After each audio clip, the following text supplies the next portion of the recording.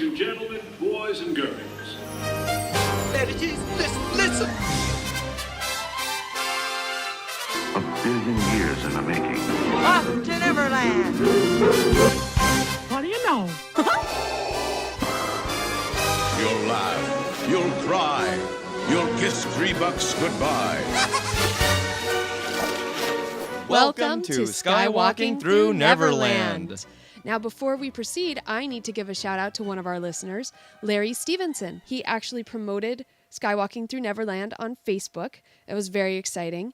He also messaged us with a great idea to talk about R2-D2's cameo appearances in other movies. Yes, R2 does make a lot of cameos in different movies since ILM does do the majority of the effects on the big blockbusters. He was in Star Trek 2009. Also into Star Trek Into Darkness. That's right, Into Darkness. Mm-hmm. Also, he does make an appearance in Steven Spielberg's Close Encounters of the Third Kind. Ooh. Yeah, he's right in the bottom of the spaceship. Can anyone out there name any more? Because right now we can't.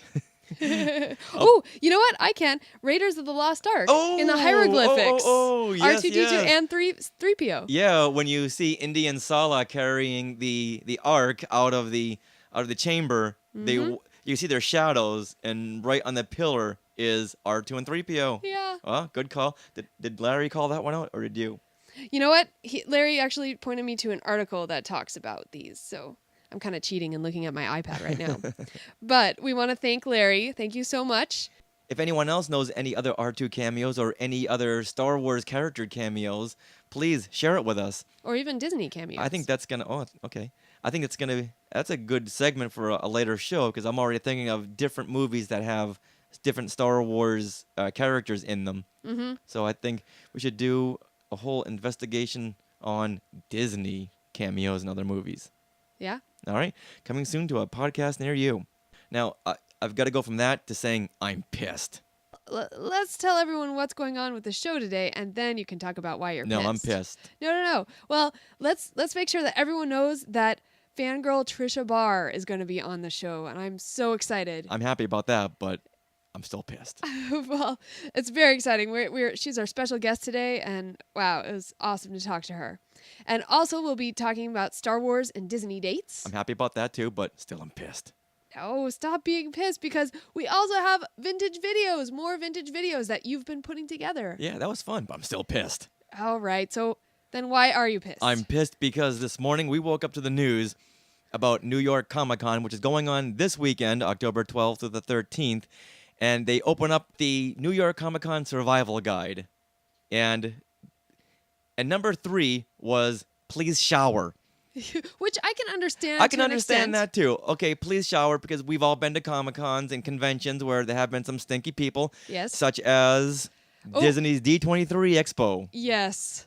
At that convention, we were at a panel. It was a panel what's talking- coming up in animation. Yes, in the what's next coming up couple of in years. animation. It was me, it was Sarah, and Dave. And sitting next to Dave was a man, and this guy stunk. This guy stunk to high heavens. He was all by himself. Actually, we didn't notice it at first, but then halfway through the panel, he starts lifting up his arms. And that's when the stink just came retching from his body. Yeah, it was like wafting. I feel so sorry for Dave, because he was sitting right next to Dave, and Dave kept looking at us, and there were actual tears in his eyes. Oh. We're not kidding. This was stank. Now, I was 3 people away, and yeah, every time he lifted up his arms, I could. And this was he I did could it smell it. in Let the Wookiee Win fashion, and he kept them up there for a few minutes at a time. Oh. And it got to the end of the presentation, and we had to leave. Yeah, We had to leave. It was that bad. We left before the ending. Luckily, we actually stood in back and were able to see Idina Menzel sing. So we're happy that we didn't actually leave. But we had to sit right behind the sound booth, so now we Yes. couldn't really see as well as we could beforehand. So I can understand them saying, please shower. However, on Good Day LA, the morning Yab Fest out here in Los Angeles, they did a report on this, only they put their own spin on it. And let me play you the audio from this, because this here just got me pissed. Here we go. This is is great. New York Comic Con organizers are so fed up with the smelly attendees, so they are begging them to shower before attending the event. There was an actual message posted on the official website. Comic Con demands that, and this I'm quoting, fans wash themselves and use deodorant after they emerge from their mom's basement to attend the event.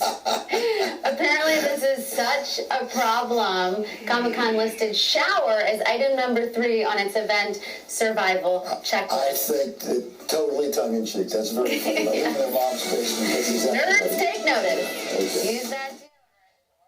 All right, now a couple of things there. I'm just pissed off. First of all, New York Comic Con did not say, please shower before emerging from your mom's basement. Yeah, And we went and looked on the website. I am so sick of that stereotype. If you are a fan and you live in your mom's basement, chances are you're 13, 14 years old. The way they talk about it, it's like the adults. Yeah. And it who keeps enhancing this? Well, a lot of people keep on enhancing this stereotype, and I am so sick of that. Even on Fangasm, one of the kids like almost brags about living in his mom's basement. Yes, you know who you are, Yeah. Mr. Fangasm. That's not something we want to enhance because all of our friends, our Star Wars Disney friends, they're all professionals. They live in their own houses, have their own businesses.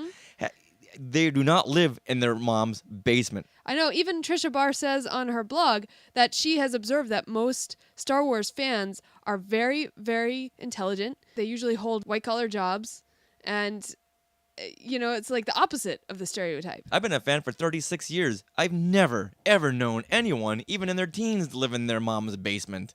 So please help us get rid of that stereotype. Ugh. All right, enough with the ranting. I'm done with my. Also, I'm pissed because we're not going to New York Comic Con. I know. New York Comic Con starts today, Friday, the 11th of October, and goes through Sunday, the 13th. Did you see these panels? What do they have? On Saturday, there's a panel about Star Wars Rebels, Might of the Empire.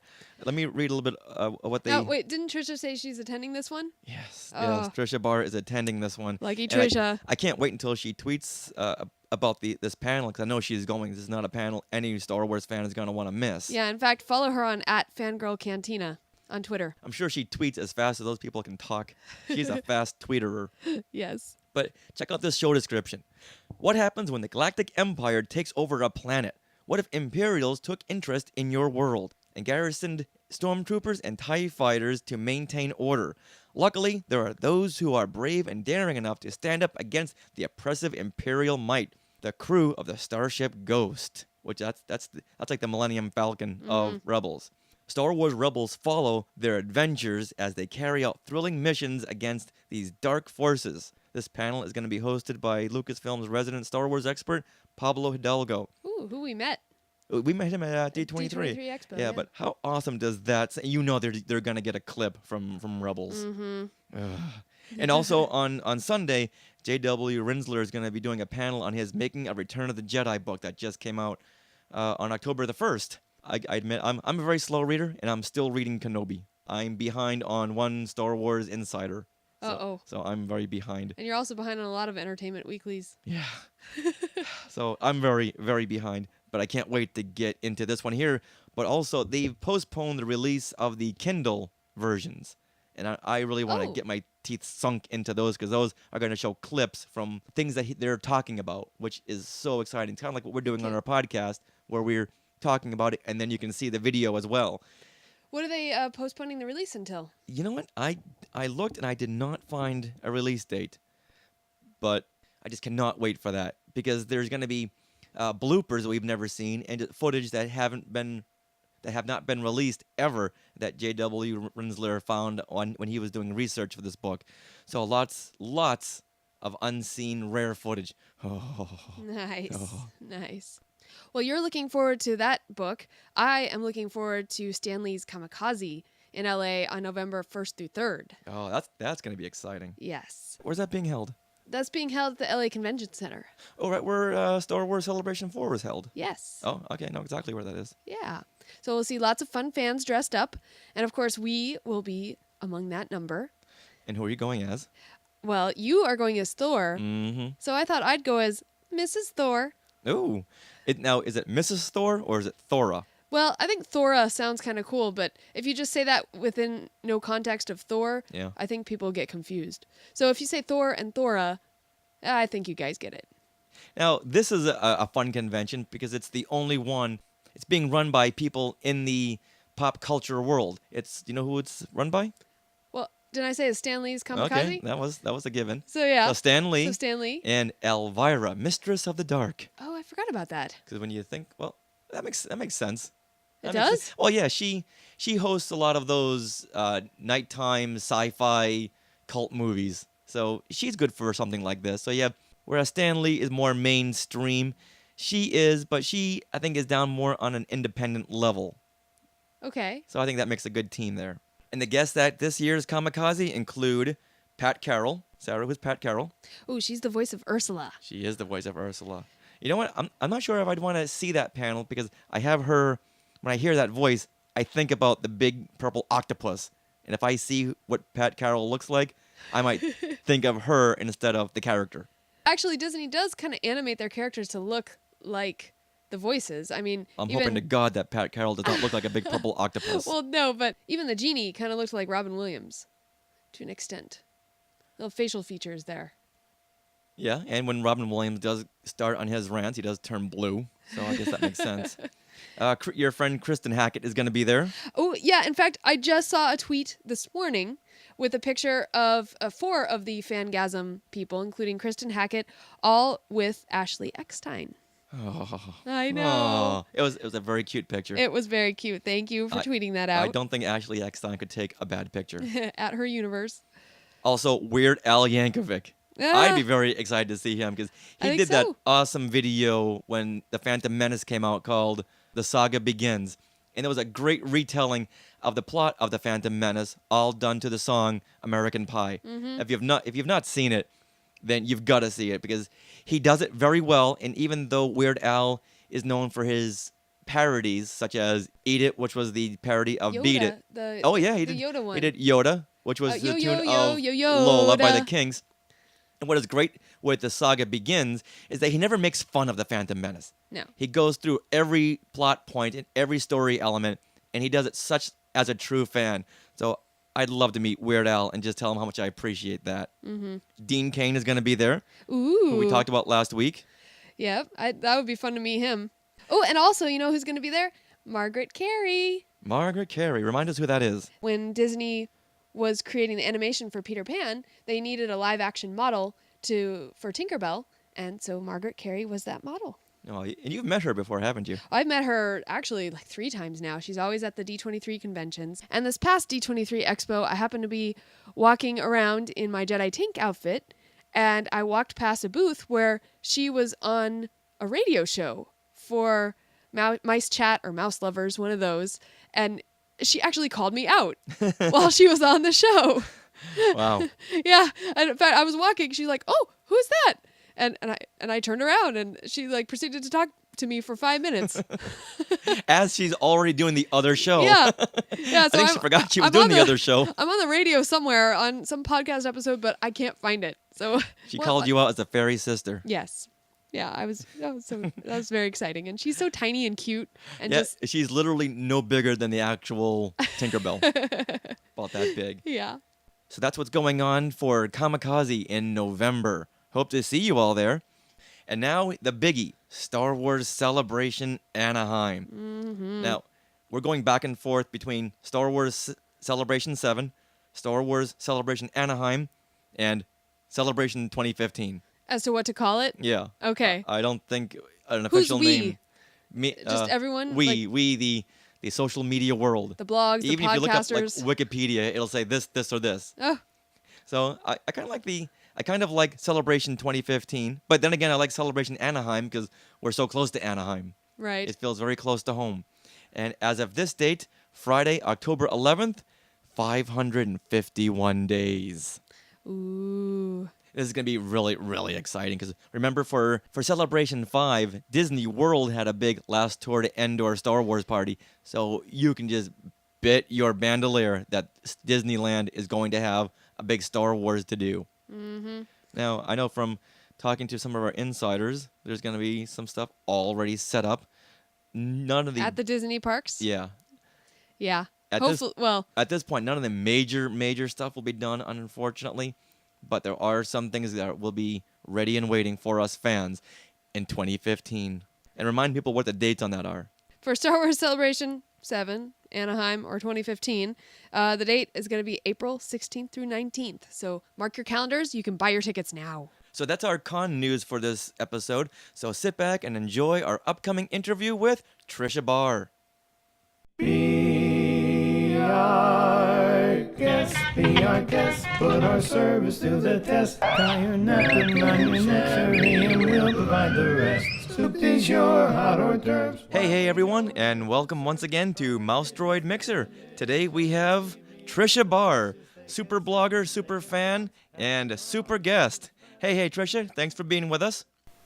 Thanks, guys, for having me on. Yeah, I just heard your interview on Rebel Force Radio a week or two ago when you were on for Ashley Eckstein's birthday bash, and judging by all the things that you do, when do you have time to blink? You don't. I know, that was my question, too. Goodness, you were talking about everything, and then you threw in, I also race horses, too. Or she rides horses.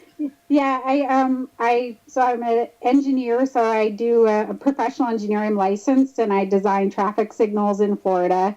And then I show horses competitively. I've been to the Nationals 3 times. Wow. And I have a horse named after a Star Wars character. His name's Ganner. Oh. Nice.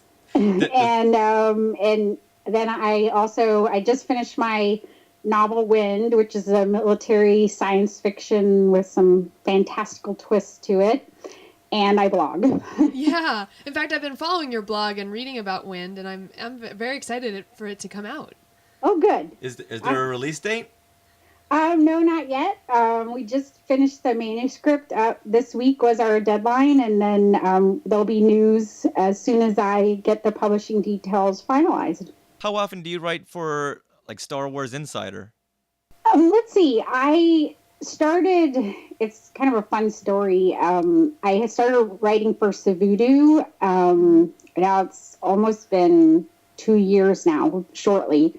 And so that's Random House's blog. And so I wrote about Star Wars, and I was supposed to do 1 or 2 a month. And then after a couple months, Frank Parisi sent me an email and said, would you like to write do an interview for the Star Wars Insider? So that was my first chance to do anything, and I interviewed Aaron Alston for the Mercy Kill when it came out, that book. Okay. And then after that, I got to interview Timothy Zahn, which was really exciting. And then I just ended up having an opportunity to write a couple articles on Padme and then on Princess Leia, and I have a couple other interviews coming. Sometimes they get shaken around with all the news coming out, so you don't know when they will always pop up. Mm-hmm. But some fun stuff in the future. What insider article has garnered the most debate or interest? The Padme article got a lot of people talking, because I really tried to shed light on, a lot of people were like, oh, did she just, die of a broken heart, and the line, she lost the will to live, and people sort of like, oh, and I felt that way too. And I just really sort of looked at the mythology of Star Wars as a whole, and I feel like there's, we see more in the Clone Wars we went back to the supernatural, and we really found that mysticism again in Star Wars, and I feel like there's really a kind of a supernatural element toward death. So a lot of people were like, wow, I never thought of it that way. And there were a lot of people I got a lot of feedback, a lot of good feedback. So even Jonathan Wilkins, when I sent him the article, he was kind of like, wow, I never considered this in the ending. So that one got a lot of talk. Yeah, whenever people say that same thing to me, I'm a huge prequel defender. I always tell them, well, it's part fairy tale. And that just fits in so well with the whole fairy tale that started it all. Don't look at it as a documentary. It's a fairy tale, and that kind of element would happen in a fairy tale. So I'm very glad that you are a prequel defender. Thank you very much. Well, I started out as a kid watching the original trilogy, and I think for the people who were adults, we really didn't know what to expect, and I really loved the prequels. They just weren't quite the OTs in my cup of tea, and but I think there's a lot of great things in the prequels, and so it's hard when people feel like they have to defend it because. You know what? If it's what you love, it's what you love. And, there are movies I don't like, but other people like, not even talking Star Wars, but everybody has their own things. So, yeah, I have Star Wars stickers on my car. And yesterday I got into a discussion with someone who happened to be walking by and said that they were a big fan too. And I asked them, what did you think about the prequels? Oh, they weren't any good. I didn't like them. But wait a minute. Which ones did you see or didn't see? Oh, I didn't see them. I just heard that they weren't any good. Are you kidding me? Are you? So I sat this woman down and said, don't make plans for the rest of the day because I'm going to turn you around. And I explained to her that most people who don't like the prequels are the ones who are trying to catch lightning in a bottle twice. They're trying to recapture their childhood, and it's just not going to happen with no matter what you do. You're just not going to recapture what you had when you were 8 years old, when it was all nice and fresh. That is true. And, really my favorite cinematic moment is in The Phantom Menace when Darth Maul and Qui-Gon and Obi-Wan start their duel. I was sort of just like, wow. It's sort of my this is a pod racing moment, where you're just like, okay, I like this, Yeah, and the whole John Williams music, totally helps there too. Oh, yeah. And Ray Park, and it's just, yes. It's really a great moment where you're just sort of blown away. Obi-Wan and Qui-Gon ignite their lightsabers in the first couple of minutes of the film. It's like, okay, we're back. It's Star Wars. Duel of the Fates. And I really liked the handmaidens, too, in The Phantom Menace. I have to admit that at first I was a little bit thrown off. Just by it just was not what I was used to. But yeah, I was like, wow, these girls are they got guns and ascension guns, and they're they're part of the battle plan, and wow, I was really excited because usually they're the ladies in waiting with the queen, and they were that, but they were more than that. Oh yeah, suddenly they had Batman utility belts. All right, girls gonna kick some battle droid butt. Yeah, speaking of girls, I know you have a panel at the GeekGirlCon. On October 20th, correct? Yes, October 20th, 3 p.m. in Seattle, Washington. Ooh, be there or be square. What's the topic of conversation at that convention? For that one I'm doing, it's not just for boys. Star Wars, it's not just for boys. Oh. And last year was actually interesting because we didn't know the Disney news. Ooh. And when I did the panel, it was August. And my topic was I used the fairy tale archetypes to discuss the female characters in Star Wars, from princess to queen, and then the witches, the Sith, the Sith witch, and then we have some of those type of witch characters in the expanded universe too. Right. And so I just sort of used that and then, I talked about the everyman character, which, you have your X-Wing pilots and those types and bounty hunters. So when the news broke, it was Disney. I was like, oh, wow, because really I was trying to remind people that there are fairy tale elements to Star Wars because it was sort of a little lost to a lot of people. Right. And so this year, I just thought it would be really fun when the prequels came out and I sort of dove back into the fandom. It was a little daunting because I had my friends when I was in high school and we didn't have the internet. And then when I got back into it with the prequel trilogies, it was, you didn't know the rules of the internet or where to go or how to be a fan. And so I thought I'd just bring together a bunch of really great ladies and let them share their experiences, cosplay, or how to run a geek website, or, write for a magazine. How do you get there? How do you participate? How do you give your feedback? Where, you can go to comics, you can go to books. So I'm sort of just bringing out all these different options. Now, in your blog, I had read that you thought fangirls were being dismissed or bullied out of fandom? Mm-hmm. Yeah, I had an experience, and it was right during the prequel trilogies, and I don't think that people who bully that are a lot of times geek culture are the people who are bullied. But if you, like I read Carrie Goldman's book, are you familiar with Star Wars Katie, the young lady who, the boy said she couldn't like Star Wars and then her mom spoke up. Right. Yeah. Yes. Yeah, if you read her book Bullied, which is very good, there's sort of a cycle where people who are bullied will tend to do the same thing. Okay. And so I had people who I liked to expand the universe, and I wrote fanfic. I wrote a lot of Jane Eyre fanfic. And I ended up winning some awards early on in my fanfic career. And there were people who just really went after me, and I couldn't figure out what the dynamic was. And they really liked the movies, and there was a set of fans who thought the movies were it, and they didn't want these fans in there that were fans of the books. And I sort of became one of the focal points in that whole kind of eruption. And as it turned out, I had people who came to me and said, listen, you're not doing anything wrong. These people they're not used to these new people in the fandom. And so after a little bit, I was going to quit. I wasn't going to I was like, I don't want to do this. Oh, no. And I took a week off, and some people, wrote me nice emails and said, don't lose Star Wars because of some people. And I ended up talking to these people, and they realized that maybe they had overreacted. And that's really hard to, to say to people, hey, why are you being so mean to me? And it's hard to do, but, you want people to be aware that I was very lucky that people came and supported me. And so I feel like I need to pay that forward and support people. That's one of the reasons I formed Fangirl blog. I didn't think that women had a voice. And women, typically my age, it wasn't, socially correct to speak up for yourself.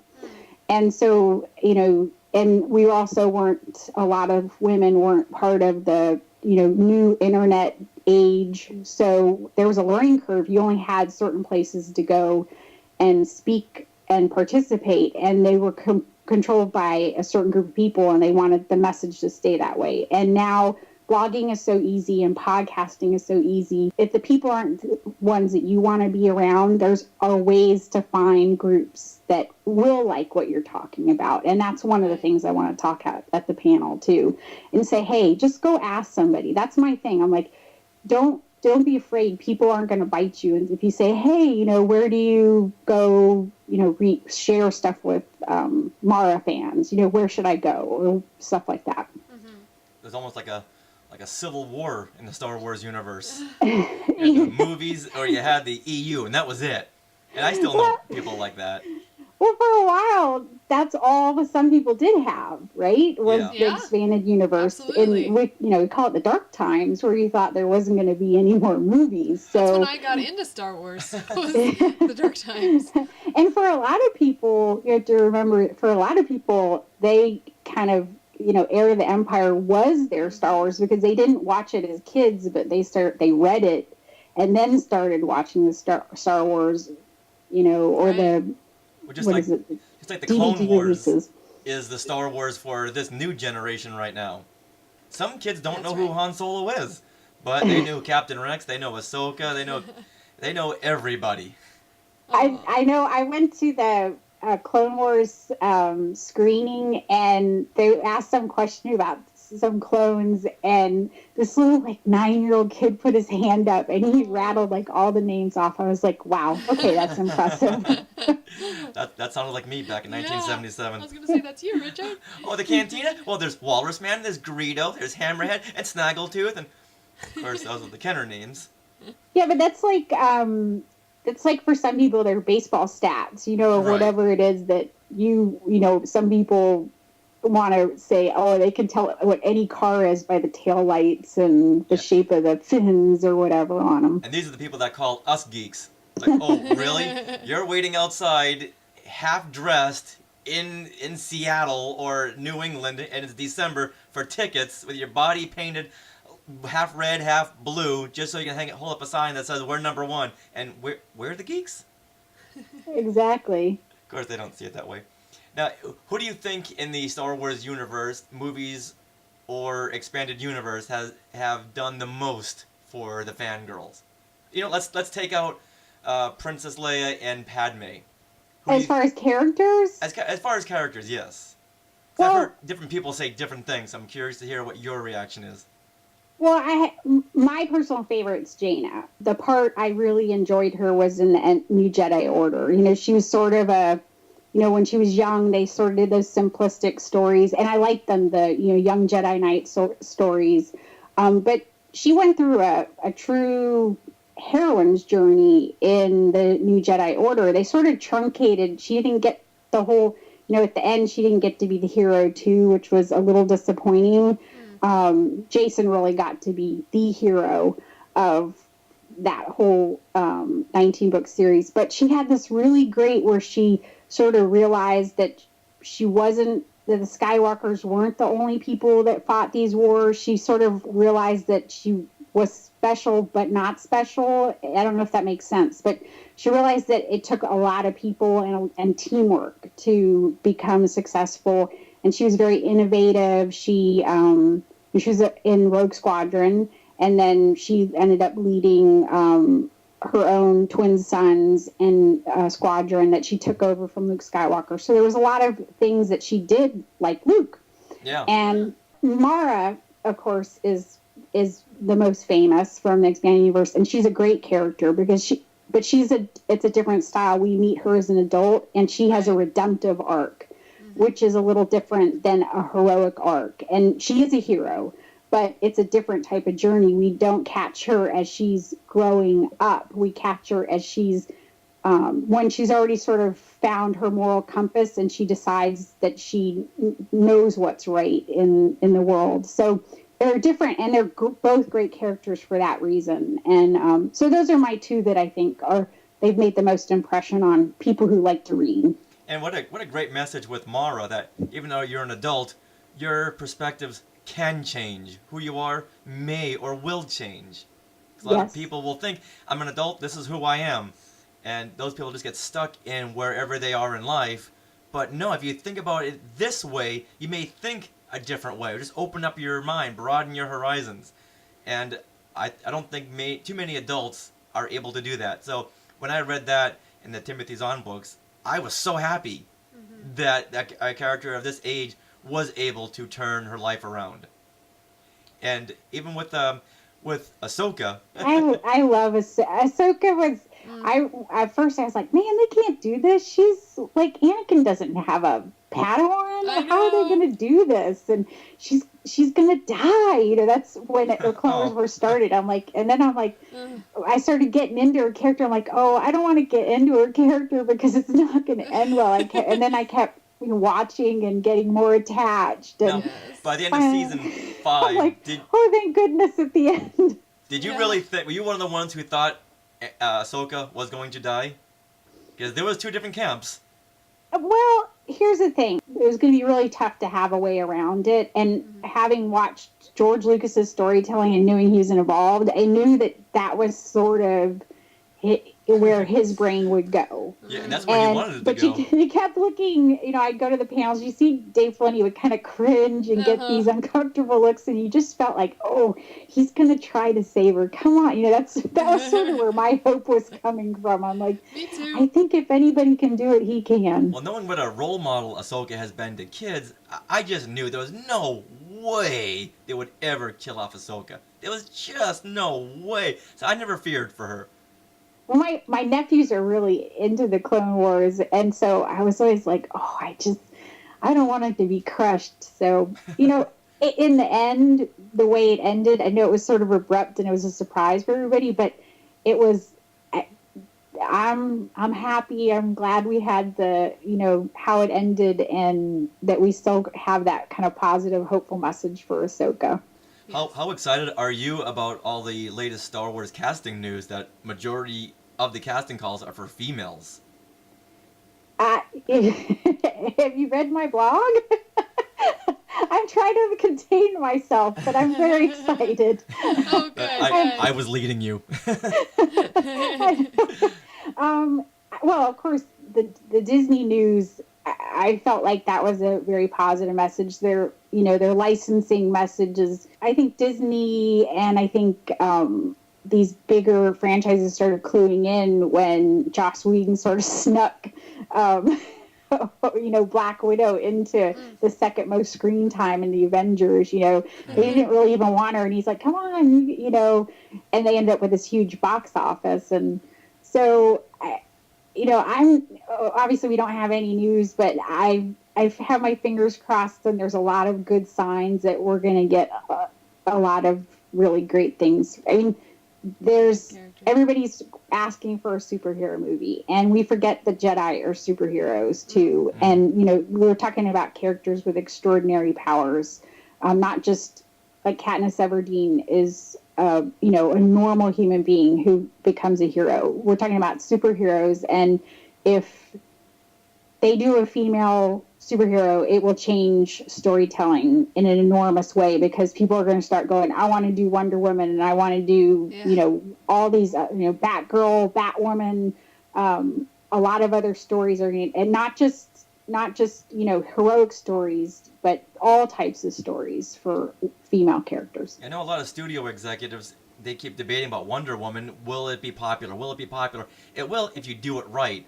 When they released those couple of pictures of her new costume, you are so far off the mark. Do it again. We're waiting for a Wonder Woman movie, but we want someone who's going to really capture what you had in the Linda Carter days.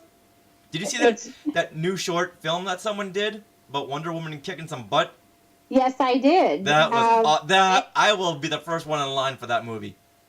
And it's funny because the executives worry about the costume, and they're like, the goofy origins and the goofy costume. And you always hear all this talk about it. And sometimes I think creators make it harder, and the press builds things up more than they need to be. Of course, they're worried about the feminist community being concerned about how Wonder Woman's portrayed. But I was at GeekGirlCon, and I saw the screening of the Wonder Woman documentary that they had done there, and they show Linda Carter twirling in her costume on the screen, and women just started screaming. I mean, not like screaming like, we love this. They just have to do it, really, because Batman's walking around a goofy outfit, and so is Superman. So the costume, they say, she has silly mythological origins. Can we say Thor? I mean, really, and they're in their second movie, and this seems like it's going to be as big a hit as the first one. So, yep, I think I think Wonder Woman will be fine. Yeah, there's been recent rumors that they're trying to sneak her into Man of Steel 2, and that this movie is turning out to be the Justice League movie. I think so. I think the Warner Brothers head did some type of conference or something last week, and it was in the Hollywood Reporter. He says, we sort of drug our heels on it, and it wasn't probably the best decision. So, that's why I think it's nice to see, like the Rainfall production. Right. Because it just reminds people, they get excited and spread it around, and then that's how they realize that people really do want to see this. And so, I think a lot of bloggers have realized that we just need to keep talking about it, because a lot of times things get made because that's what the Hollywood hears. They hear Batman, they hear Superman. And so if you just keep talking about Wonder Woman, eventually they're going to say, well, we better do that because people want it. Well, you can tell the person who made that film really understood Wonder Woman. They really knew the character, which is why it came off so well. And some of the people, like David E. Kelly doing Wonder Woman, he did really, really well with Ally McBeal, but that's not to say he's going to do really well with Wonder Woman, because I don't think he really has the background for that. Yeah, superheroes are hard. You have to get them. You have to understand them. And I was concerned when I saw his name attached to it. So I think a lot of people were, which is hard. I thought it was a joke. Okay, we're going to have Wonder Woman, we're going to have dancing babies, what else are we going to have? Now, you consider yourself a geek girl, is that correct? Yes. Now, you grew up in the 70s like myself. Do you consider, you did, didn't you? Yes. I was looking at your blog and I thought I was doing the math. I saw it. Yeah, I saw the A New Hope or Star Wars in the movie theater. Yes. Isn't that a good feeling? So you're one of them that we saw at the theater first run. Shut I remember up. Shut my up. grandmother On a went to 35 millimeter sleep, print. and it was crazy. Aw. You guys are making me sad. She was born post Empire Strikes Back. That's all right. That's what I keep telling her. Yeah. It is. Now, this is a subject that we're going to talk later on, have a round table, because I think this is huge for someone like me who grew up in this era. I consider the word geek, dork, nerd something of a derogatory term. But yet it's turned itself around in the last 10 years to being the it word. When you were growing up, was geek considered a derogatory name for someone who was interested in Star Wars and Star Trek and sci-fi fantasy? Yeah. Yes, it was. But I am of the opinion and that words only have power if you allow it to have power over you. And it was funny because my best friend and I, we did dance team together, and we did horseback riding together, and we did Star Wars together. And we were just too busy to worry about all the silly things that people would say I don't to know. you? I guess I wasn't really worried about that kind of stuff. So, and I think sometimes if people say, oh, they call me a geek and they worry about it, then you give them the power, and then that's kind of becomes a cycle. I've experienced this too, being a female engineer, and you sometimes get things thrown at you just because you're a woman. You get called names that they wouldn't call a male counterpart.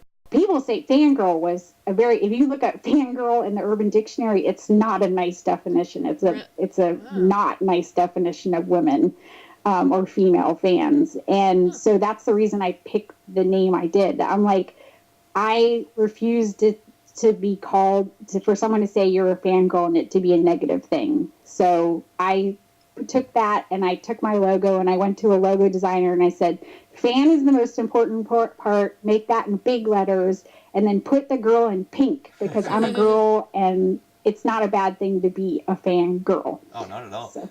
Back in the day, when the school bullies would call me a geek, I would say, yeah, but I knew their intention behind it.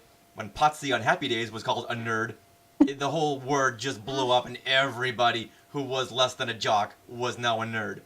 And when I hear that, I forgot about that, but yeah, oh wow. Or what did Joni call Potsie? For those Happy Days aficionados, she called him a dren, which is a nerd backwards. How cute is that? A dren. I even heard Jimmy Mack, who went on from Rebel Force Radio, did a big dissertation himself about him growing up and him hearing all the geeks and nerds and how that drives, it's like nails on a chalkboard to him. Well, now it's like you have to put geek or fangirl or nerd in your website coding to get people to look at it. Yeah, I can't say that I was a normal case, because I just sort of didn't really worry too much, but I don't think there were things I worried about. Like, I remember I didn't want to be, I had this highest GPA for girls, but I didn't want to be voted the smartest girl because I was worried that would be some type of stigma, which is now, I thinking back, is horrible. But that was the only thing I ever worried about in high school was, please don't vote me the smartest girl. It's like, you could be the prettiest girl, but not the smartest. Yeah, how funny is that? And the whole thing about the sci-fi fans living in their mom's basements, all my friends are Star Wars, sci-fi, pop culture fans. Not one of them lives in their mom's basement. Every one of them has got a professional job, they've got a house, they've got a family. I don't know where that comes from. No, it's really weird when I go to Star Wars weekends and you look at all the people there, when they have the different shows, and that's not really moms there who drove from 2 hours away just to see the show, to come for the afternoon shows. And because I ended up talking to people online and families, and no, it's not what, maybe they're still in their basement, but that's not what I see or have experience with. And even the people I know who podcast and through blogging, and the people even, that work on like the books, and no, they all are normal people who, they're not living in basements. No. Yeah, so this is one of those rumors that we want to just dispel on our show. That fans, well, we're running the universe now. We don't live in a basement. Well, especially like the cosplayers, in the 501st, the Rebel Legion, and the Mandalorian Mercs, they go out and do charity work. Yeah. They're in hospitals, and, they do events, and they help kids that, for Make-A-Wish. So those are really outgoing and giving activities, and, they're very supportive of each other. So, yeah. Right. Well, speaking of like cosplay and blogging, and what is your favorite thing to do as a fangirl, Star Wars fan? I do enjoy blogging. I like sort of weaving the bits of information together, looking at things holistically, like how, news about one thing might be indicative of something else happening. Maybe merchandise news might be indicative of what's going to be happening in Rebels or the sequel trilogies. I learned how to writing fanfic. I started writing, and when you're like an artist and you want to get a job as in the comics, you have to go and present your work. And one of the things you do is present work that how to draw, the major characters in the comics. So for me, learning how to write stories about these characters and just sort of playing with them. There were existing worlds, so I didn't have to do world building. I could just learn about characters and how to fit them into the universe. So that was a good way for me to learn and have people, get feedback. And I sort of self-taught myself. I'm like, okay, well, I look back at my old writing. I'm like, whoo, wow, that was really bad. But, I learned it, it's just like drawing. The first time you do it, it's not the best thing. Or when you ride, you're not just going to get on and learn it and just ride a horse. You have to practice. So I just sort of started listening to authors and reading up, and I enjoy the storytelling and sort of building my own adventures. And so that for me, that was fun. I like writing, and eventually that sort of led into my own being brave moment and deciding to just tell my own story in my own little universe that I created. So, but I love meeting people. I love supporting people and kind of sharing the love, hey, this is great. Star Wars is great. Have fun. I sort of drive people crazy. They're like, we don't have a Star Wars shirt on. I went on a trip to Peru with my parents, and then we went to the Galapagos, and I wore a Star Wars shirt every day. Nice. And were they her it was universe interesting shirts? because people were like, by the end, everybody knew that was something they could talk to me about, and everybody had a Star Wars story. So we had, 40 people on the trip, and every single person ended up telling me a Star Wars story. And every once in a while, they tell me a Star Wars story, and it's a Star Trek story, and I don't respect it. You just nod your head, Or I was like, yeah, that one time I met William Shatner, from Star Wars. I'm like, yeah, okay, well, I just don't even bother, because you know what? It's fine. They're trying. And they when sort the of remember, Tribbles but- defeated the Empire, yeah, All the Tribbles. That's awesome, though. Were they her universe shirts? Some of them? Yeah, most of them were. As a matter of fact, it was so funny because there was one lady who, she was so sweet. She could, like, in the middle of the trip at dinner, she just came over, and I can't remember what shirt I had on. Oh, it was the Daddy Issues. The Leia and the Vader? Yeah, with Leia with Vader. And which is, I've had people stop me on the street, just randomly, like, oh my God, that's so awesome. And so I had that shirt on, and she came running over, and she's like, oh my gosh.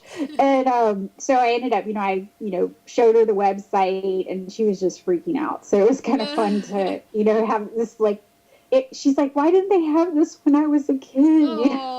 Thing. And I'm like, well, you know what? you can wear it, you're an adult. And she's like, yeah, I guess I can. So Yeah, that's a great way of showcasing your Star Wars affinity by the shirt. Sarah and I go to Disneyland all the time, and it's incredible how many people are wearing Star Wars shirts, and a majority of them are all tween girls. You would think they'd be wearing a picture of Team Edward or Team Jacob, but no, it's a picture of Obi-Wan or Anakin or Chewbacca, and we've taken notice of this. they have Jedi Training Academy there too. Yes, they do. Yeah. And you notice that, like, in the script, they had now make a point of saying, "Oh, a girl Jedi." They make sure to point out that there are girl Jedis as part of their routine. You'll have to watch it again. Yeah, it's normal in it. We haven't seen it in a while because they never pick us to be the little Jedis. Yeah, somehow they don't pick over 12. Even though we yell and I want like scream. an adult one, so but I think it would be dangerous. I know, and we may push down the little kids to get in front, but come on, we're dedicated fans. My friend Linda came and brought her daughter to Star Wars weekends, and her daughter was a big Ahsoka fan, and I had on my Asajj Ventress top. Pretty. And so we got to the front, and when Asajj Ventress came out to fight, which I was really excited. She came over, and I had my friend's daughter's backpack on, which is a Yoda backpack, and she's like, nice outfit. Lose the green Klingon or something like that.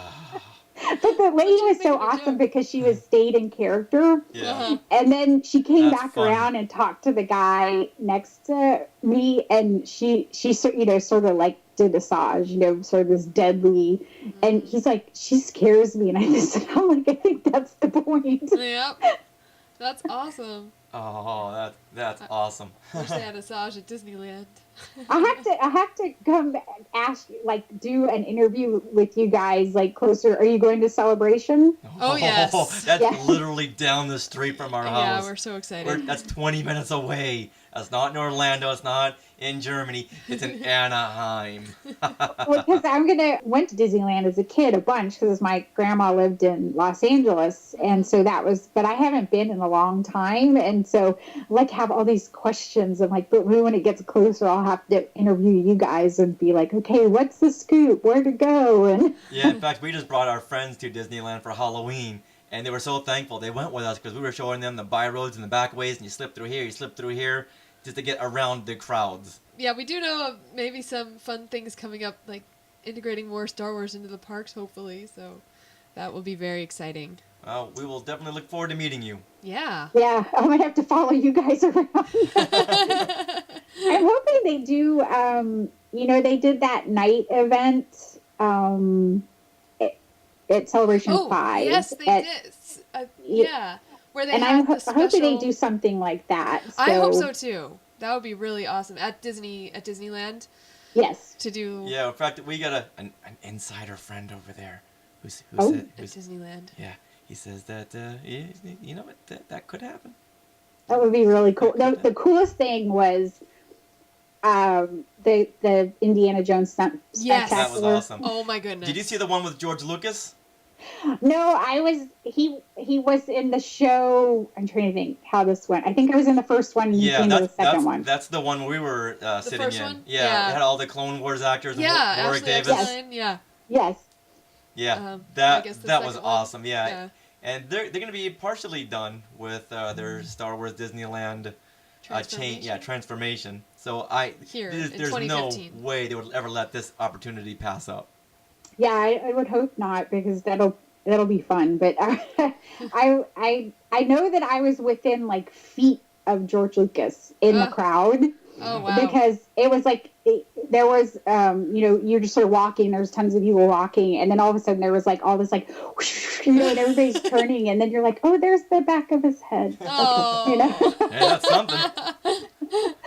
Yes, but you know what though? The one guy said in the Star Tours line, he was one of the the Disney workers. He's like, these are the nicest people, because they do all the a lot of extra events, they get extra hours. He's like, the Star Wars people are the nicest people. That's so nice to hear.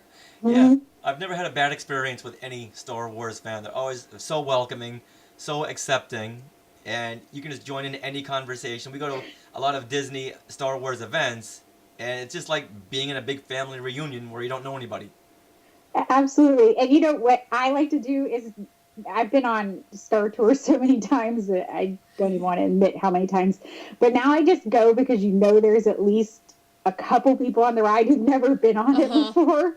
And so I just go to like watch the reactions because it's the best thing. Like the people who've like never seen the ending on the Naboo ending where the little nose pokes through and they're just like, yeah. That's the best ending too. And it's funny to hear them all go, there's Chewbacca, there's R2-D2, there's Yoda, there's Princess Leia, there's this. Yeah. I always loved the one kid was like, you know, when it went on Hoth and he was like, oh, you know, and he's like, oh, snow speeder. Well, those weren't kids, that was us. Oh, that was you. I have been known to just like break into giggles like hysterically anytime if it's the Hoth or in Coruscant. I like freak out in Coruscant, and I finally found one of the hidden Mickeys. I was so excited. I was like, oh, I see a hidden Mickey on Coruscant. So that was fun, and I screamed it during the ride. Wait, where did you find them? Someone told me that there's a fireworks or something during when they're flying through Coruscant, and that you'll see the little hidden Mickey in the fireworks. How appropriate. We'll have to look next time. I know. And so now first you have to hope you get Coruscant, and then you have to find it because I'm just like, okay, I can do it. It took me like 4 times, and it was of course wasn't the time that I got Coruscant a bunch. Have you ever been the Rebel spy? I have. Yay! Poor Richard. He hasn't been yet. I think we've been on it 172 times. You need to like wear a sign. Yeah. Make me the Rebel spy. And I don't know if you know how it works, but there's a guy outside looking at a monitor. He's the one that picked them. And I never want to tell him that I'm on to him, but I'll go over there and I'll chat them up. Hey, how's it going? Oh, you guys are doing a fantastic job. Thank you very much. Hoping he's going to pick me, but apparently flattery gets you nowhere. Sarah's been. I've never been. That was definitely, there was some screeching involved in that one too. Like after I was that, I was just like, oh, this is like giggle fits and. Yeah, I think I feel bad sometimes. Like when Richard's not the Rebel spy, sometimes we'll go, oh, and so I feel bad for the people who actually are, if they don't have a big fan base to like cheer for them. Really, lady? Really? Yeah. Are you part of the Empire? It is fun though, because you usually get like, if it's a big family, you get like everybody go, yay! And then of course my friend Linda, when we did it, her daughter got it, and of course they had to go buy the shirt. I'm like, it's like merchandising gold. You just pick like, who's the person who's gonna buy a shirt? Okay, that one. Yeah, it's almost mandatory. But when I get chosen, that's when I'll buy all that merchandise. Who am I kidding? I've already bought it.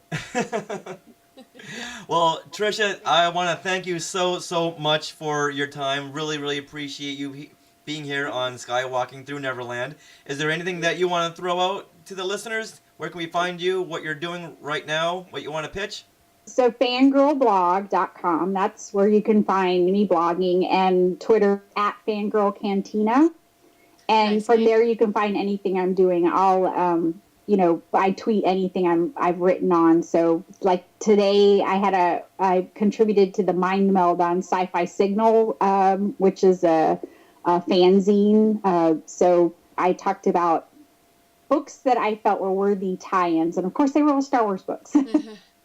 My goodness, I almost feel like you're Hermione Granger, who can reverse time, do twice the activities, and then come back to the present moment. No, it's funny because I go, and then when I have my day that I need to have my downtime, I just, whew. Yeah. Well, thank you once again. We really, really appreciate everything. We'll be following your blog, of course, and we look forward to meeting you at Celebration 2015. Oh, I do too. I'll be tweeting from New York this weekend, so hopefully we'll get some good Rebels news or something. Oh, yeah. We'll have to follow you. What did you think about that? We're following you. What do you think about that preview, the Rebels preview? Well, I thought that it was definitely saying we're going to be like the original trilogy. Yeah, so. That's exactly what they wanted to tell us, and God love them for it. I know. Yeah, it's going to be a different look than the Clone Wars, so I'm excited for it, and it'll be interesting because I hope they show us something. I think we might get to see more, hopefully, maybe at New York Comic Con, but I'm sure they're not very far along on animating stuff. But it's just it's going to be a different look, and I kind of like that. Oh yeah. Yeah, I like the fact that they're separating themselves from the Clone Wars. As much as I want to see Ahsoka in this, it's like, we were told that story. Let's move on to a different story.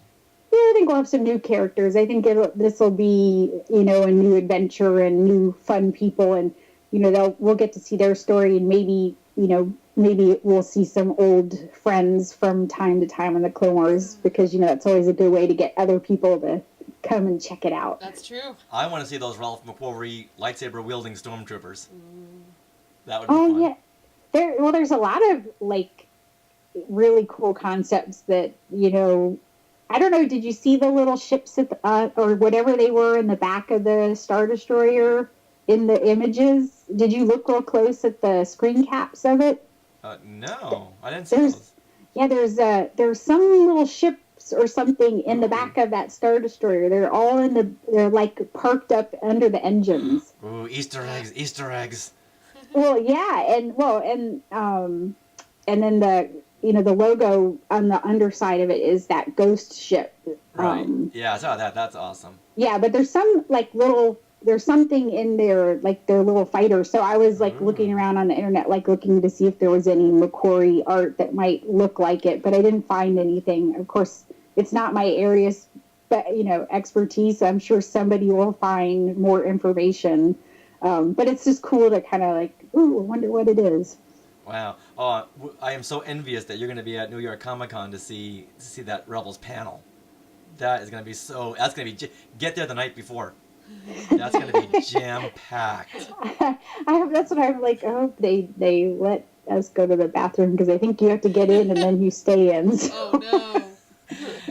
Yeah, I don't would drink assume a lot. so. Exactly. Yeah, you girls go in the bathroom every 15 minutes. I know, shut up. It's true. Well, we'll definitely be following your Twitter and everything that you do, because we want to hear all about Rebels.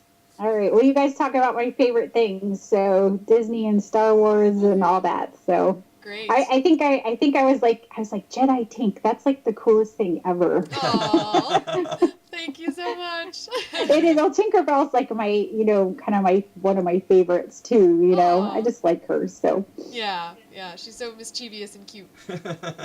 Just like Sarah. And give her a lightsaber, and now you're really in trouble. I know. Someone flying with a lightsaber? She can now use a lightsaber, and she can pout with the best of them.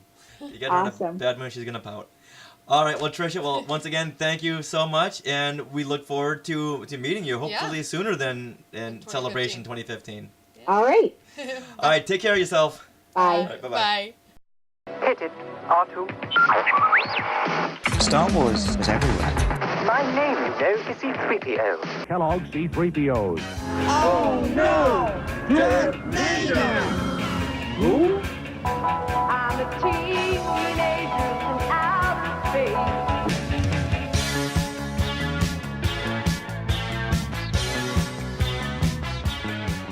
So on today's montage, it's one of my favorite clips. It's a Star Wars reference in Gilligan's Island. Gilligan's Island. Wasn't that show in the 60s? It was the 60s, but in the 70s and 80s, they had a lot of comeback movies. Okay. And in the first comeback movie, Gilligan mentions R2-D2. Ooh. And just to see these worlds collide. 'Cause Yeah. growing up, how could you not watch Gilligan's Island?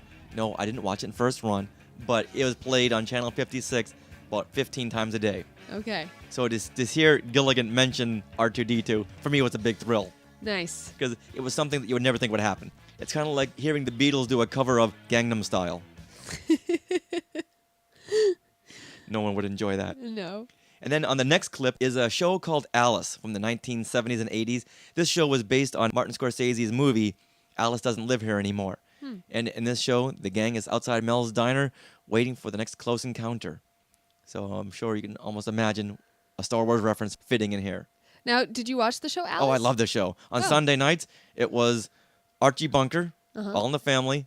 Then it was One Day at a Time, Alice, and the Jeffersons on CBS. You're just glued to that set. Yeah. And if you missed any of those shows, forget about going to school on Monday. Uh-oh. Yeah, you had nothing to talk about. No water cooler talk for you. No, nothing by the chalkboard. Not a thing. Now, how do you come about recording these clips? I just spent my childhood poised over the VCR waiting to record anything having to do with Star Wars. Like an actual blank tape? An actual blank VCR? tape. Yep. I skipped a lot of school just so I could record these little bits. And now you have a place for them. I sure do. And then next we have a clip from SCTV. Now, for those of you who don't know what this show is, but this was like the Saturday Night Live Canadian version. Okay. And it starred John Candy, Eugene Levy, Catherine O'Hara, a lot of great comics that maybe you didn't know started on television, started on this show. And on this segment here, we have John Candy as a gold R2-D2 and Eugene Levy in a Darth Vader mask, and it's their polka tribute to John Williams. Wow. There's a Star Wars by John Williams, there's Star Wars by Miko, but you ain't heard nothing until you hear Star Wars polka. And then we have another clip from Late Night with David Letterman. There's a ton of Star Wars references on Late Night. And in this one here, it's a monologue where he talks about George Lucas suing the U.S. government for using Star Wars in their defense initiative. You know what's funny about that? When I was researching in the library back in high school, and you actually had to go to a physical library to do research, not just look up stuff on the internet. I remember that. Yeah, but I was looking up Star Wars on like microfilm, microfiche, and all this stuff about Star Wars that he's talking about comes up. Not Star Wars the movie, but Star Wars Crisis. This was in 1984 too, yeah. when Star Wars fever was starting to temper a little bit, but now every headline of the Boston Globe had a big Star Wars picture and headline. So I saved all that. And at that age, I didn't really understand what was going on. Oh. I just understood it as being Star Wars news. Yeah. But then it wasn't really the U.S. government who named it the Star Wars Defense Initiative. It was the media. Okay. Kind of like how they do J-Lo and all their combining of names. It was just their moniker for this defense initiative. Okay, so who was George Lucas suing then? Well, at first it did seem like the U.S. government was coining this phrase, but they had to come out and say, no, George, Mr. Lucas, it's not us, it's the media. Please, please, please. Please keep us giving your taxes. So it's all a freedom of speech thing. So it was very hard. Did he win or anything? Or you know what? In the end, I do believe he won. Okay. And the media was not allowed to call it Star Wars Defense Initiative. Instead, they call it the Empire Strikes Back attack. So sit back and enjoy part 2 of Star Wars and vintage pop culture. Skipper, things have changed so much while we were on the island. They used to make beautiful movies with beautiful costumes. Ginger, you'd look good in anything. But they think I'd look better in nothing. Nothing? Nothing but a smile. Oh, a big smile or a small smile? What difference does it make? Well, if it's a really big smile, Gilligan, you never mind. I guess that producer figures that's the only way to make money. Pictures with dirty words and no clothes. Well, maybe he's right.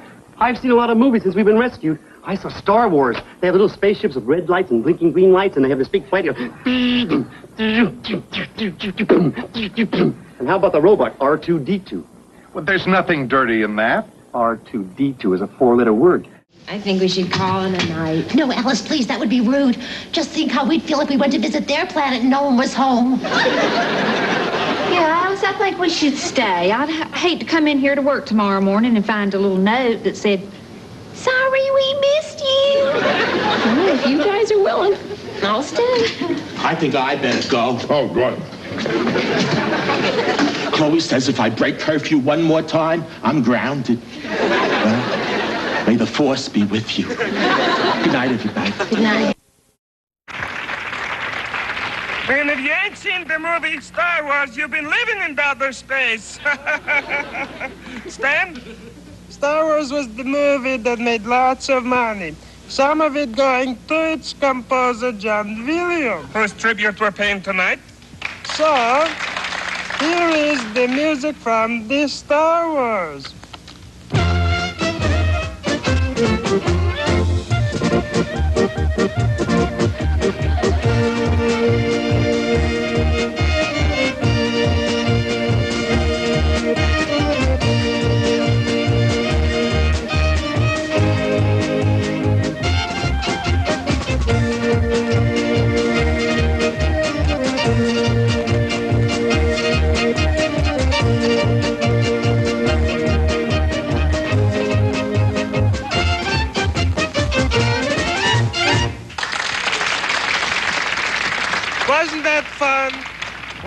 Time sure flies when you're having a good time.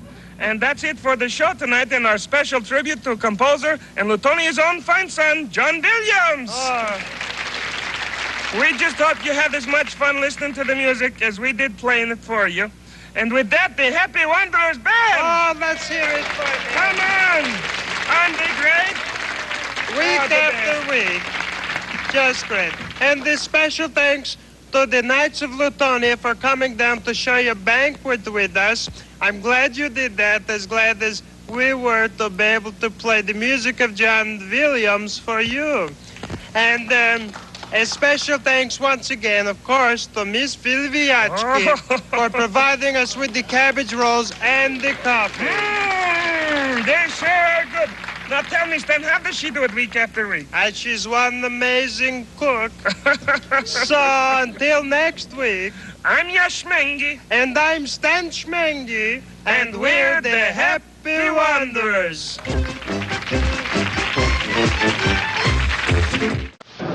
Now, this is interesting, Paul. Did you see George Lucas? You know what he's doing? No, what is George? Well, he's suing, I guess, the United States government or the Defense Department or somebody because he doesn't like them using the name of his film when they're talking about the Star Wars defense system. Really? Well, that makes sense to me. Geez, you could have knocked Paul over with a feather there. Paul, get a hold of yourself. I've never seen anybody... do we have smelling salts for Paul, please? That makes sense to me. If a guy, if they were calling it the Paul Schaefer Missile Defense System. Paul, please, you're still in shock. Relax. So now, if the suit wins, they'll change it, and they've already got a name picked out. So if the suit goes, they win. Oh, never mind. It'll be the Sound of Music Defense System. Ladies and gentlemen, our good friend, Mr. Paul Schaefer, he's over here.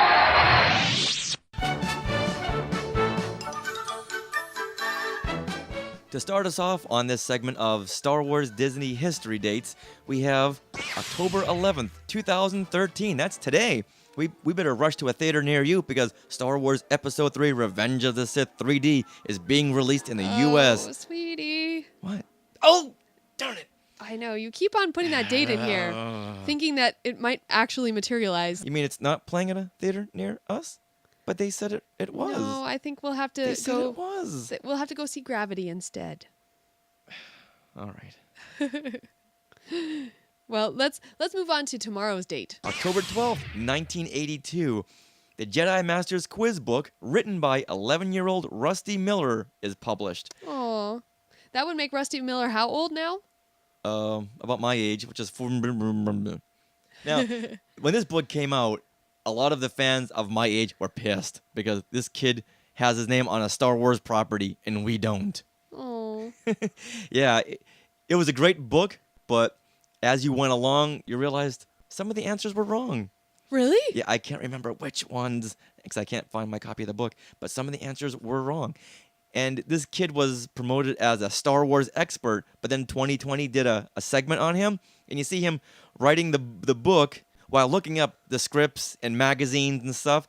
So this is not something he had on the top of his head. This is something he had to look up, then put in the book. And believe me, I give the kid props for actually going out and doing it. So highest regards to Rusty Miller. In fact, I just interviewed Chris Alexander, the author of Star Wars Origami, and back in 1984, he and I were collaborating on a Star Wars quiz book. Oh. Yeah, it never really materialized, but it didn't. But it's a whole lot of fun to do with friends, trying to think of Star Wars questions that haven't been asked before, or ways to stump your friends. He asked me a question which I couldn't answer, which was, where can you find the quote in the Star Wars universe? Oh. What's a duck? It sounds like something Luke Skywalker would say. Wow, good guess. I don't know why. You know what? This was in the novelization. Obi-Wan refers to something as a duck, and Luke says, "What's a duck?" So for those of you keeping track, there are ducks in the Star Wars universe. So Chris Alexander got me on that one. So October 14th, 2004, bidding began on eBay for Disneyland Haunted Mansion's 1,000th Ghost Experience. Now you're probably wondering, what does that mean? Well, it means that you get your own epitaph immortalized at the attraction. Oh, on a tombstone? Yeah. Outside of the Haunted Mansion? Yeah. Oh, that's exciting. I know. Those are funny. I know. As you're going through the lines, you see these tombstones. Sometimes we have to wait in line as people are trying to read these epitaphs, which makes the line even longer. But that's okay because this person who won, they actually paid $37,400. They paid $37,400 for their own tombstone? Yep. And the winner was Kerry Sharp of Baton Rouge, Louisiana, and he is actually a doctor and a healthcare attorney, so his tombstone says, J. Doctor, Lawyer, Legal Clerk, forever buried in his work. That's some funny stuff. That's funny. It is. You know what? Those people at Disney, they don't disappoint. Nope. That's a great honor. Congratulations, Kerry Sharp. Now, moving on to October 15th, 1996. Some of you may have been there, but that was the day that the Main Street Electrical Light Parade at Disneyland gave its final performance. And then the week later, they started selling off all the light bulbs from all of the floats. And a friend of mine went and got like a huge shopping cart full of these bulbs. I think he paid like $4 a piece. But these bulbs have been seen by millions of people. And you can tell people what these are from, and they're going to know exactly what you're talking about. Mm-hmm. This was an iconic parade. Wow. Sorry to see it go. Yeah. But then again, didn't they start it up like a month later? It's kind of like the Rolling Stones, our final farewell tour. Yep. Until 4 weeks later. And October 21st, 1956, we give a special birthday shout out to our favorite princess, Carrie Fisher. She's now a Disney princess. She is now a Disney princess, Yeah. and she's going to be 57 years old. Wow. And Sarah and I have a special song ready for Miss Fisher. This is your birthday song. It isn't very long. On October 23rd, 2007, Luke's lightsaber prop from Return of the Jedi is brought into outer space on the Space Shuttle Discovery. Ooh, a lightsaber in actual in space. Which is great. However, it would have been really cool if they let it go into space. So you can say that Luke's lightsaber is now in outer space. That would be kind of cool. Yeah, but I think they would have been cited for littering. So on October 24th, 2008, Pixie Hollow, that new little meet and greet area for Tinkerbell, debuted at Disney World. And they have one of these at Disneyland as well. And Sarah and I once stood in line for about 45 minutes to an hour to meet Tinkerbell. And then when we got up in line to meet Tinkerbell, I think we were the only adults with no kids to wait in line to meet Tinkerbell. And she was scared of us. Well, she hugged me. She was fine with me. I was about her size. Y'all call me out. Well, it was really funny because every time Richard wanted to take a picture, he would like scoot up to her to be in normal range of taking a picture, and she would like hop away. So I would take one step toward her. Yep. She would take 3 steps away. Yeah. Take another step toward her, and within a few minutes, she was already in the employee lounge. So I don't know what it was that made her scared of me, but Tinkerbell, if you're listening, I'm sorry. I meant no harm. Then on October 25th, 2007, October 25th, 2007, that's 2 years before we were married. Yes. To the date. Based on a popular vote, the U.S. Postal Service releases a 41-cent commemorative Yoda stamp. Now, they had issued right before this a whole sheet of stamps, and people could pick and choose which ones they wanted as the commemorative stamp. There was Yoda, there was Darth Vader, there was Amidala, Han Solo, and Chewbacca, a C-3PO. Now, I was voting for the Darth Vader one because that was a very cool stamp. Was that the biggest one? Or was Yoda the biggest one because it was the commemorative one? Darth Vader was the biggest stamp. If you didn't put the stamp on the envelope beforehand, it would have covered up the address to where it was going. Okay. Gotcha. So I can see why Yoda was the fans' favorite. Now on October 25th, 2010, this is when a talking Mickey Mouse character arrived in DCA. This is pioneering. Yeah, it is, because normally you just see Mickey Mouse and his mouth isn't moving and he just dances, but this was actually Mickey Mouse incorporated into an actual show, and his eyes were blinking, his mouth was moving. His mouth was synced to dialogue. Yes. It wasn't pre-recorded dialogue. This was improv dialogue. He was having you can have a conversation with Mickey Mouse. Yeah, and right after the show ended, you could actually have a meet and greet. with him. Yeah, but then they did away with that because too many times Mickey would blink on the 1, 2, 3. Yeah, of the camera. So you get a picture of Mickey Mouse closing his eyes. So they had to do away with that. But just after all these decades of just having a static face, he was blinking, his mouth was moving. This is huge. Mm-hmm. And then on October 26th, 1997. Now this is funny. ABC's The Wonderful World of Disney airs the movie Tower of Terror. Now wait a minute. I thought Pirates of the Caribbean was the first movie. Well, this based on was a ride. a movie, a TV movie. It wasn't a Okay. theatrical movie. Because I think they knew a theatrical movie based around Tower of Terror, starring Police Academy's Steve Guttenberg and Kirsten Dunst wasn't going to go far. Now, this is something that we still haven't seen, but this is definitely going to make our Netflix queue. Tower of Terror, the movie. That's funny. And Guillermo del Toro is now doing his own movie based on Tower of Terror. Oh, really? Yeah, he's in pre-production right now. So that's gonna be awesome. Well, on October 27th, 1954, Walt Disney's very first TV series, Walt Disney's Disneyland, premiered on ABC with the episode The Disneyland Story. Now, I was not alive at this time, so I can't... Well, I wasn't either. That's the first time I could say that. You weren't either. But if any of you have a first-hand experience with seeing the show or the episode, we'd love to hear about it. Yeah, this was the very first time they announced plans for Disneyland in Anaheim. Ooh. And that wraps up our Star Wars and Disney history for this episode. Class is dismissed. So that wraps up episode 3. Episode number 3, and thank you all for listening. We Yeah. really appreciate it. Hope you enjoyed all the segments and our interview with Tricia Barr. Yeah, and we appreciate all the shout-outs you can give us on Facebook or on Twitter. You can even find us on Facebook.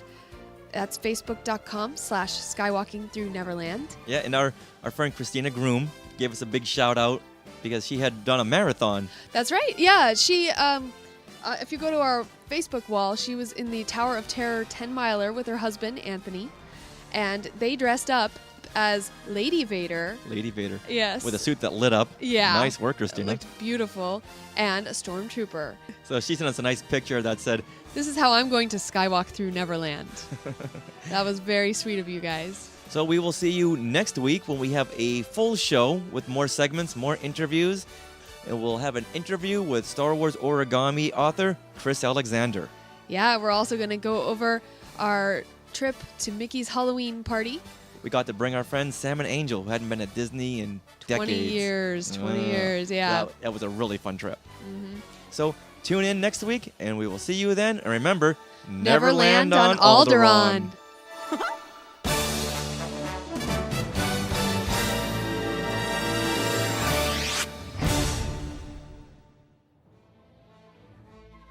Thank you for listening to Skywalking Through Neverland.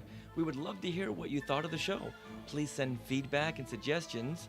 You can email us at share@skywalkingthrough-neverland.com. Please visit us at our website, skywalkingthrough-neverland.com. Find us on Facebook at facebook.com/skywalkingthrough-neverland and on Twitter at skywalkingpod. All materials submitted become the property of Skywalking Through Neverland and are subject for use on our show. You can help support Skywalking Through Neverland by posting about us on Facebook, Twitter, or just tell another fanboy or girl. We would also really appreciate a 5-star review on iTunes. A link to our iTunes page can be found on skywalkingthrough-neverland.com. Skywalking Through Neverland was created and produced by Richard and Sarah Woloski. Segment producers are David Scale, Richard Woloski, Sarah Woloski. Graphic design and website design by Sarah Woloski. Technical advisor, Peter Heitman. Skywalking Through Neverland is not affiliated with Lucasfilm Limited, Disneyland Resorts, or the Walt Disney Company. All names, sounds, and related items of Star Wars and Disney are registered trademark and copyright Lucasfilm Ltd. And the Walt Disney Company and their respective trademark and copyright holders. All rights reserved. Skywalking Through Neverland is intended for entertainment and information purposes only. All original content of this podcast is the intellectual property of Hey Hey Entertainment, copyright 2013, all rights reserved. No part of this show may be repurposed, reproduced, redistributed, or rebroadcasted without the written permission of Hey Hey Entertainment. Sorry, all that had to be said.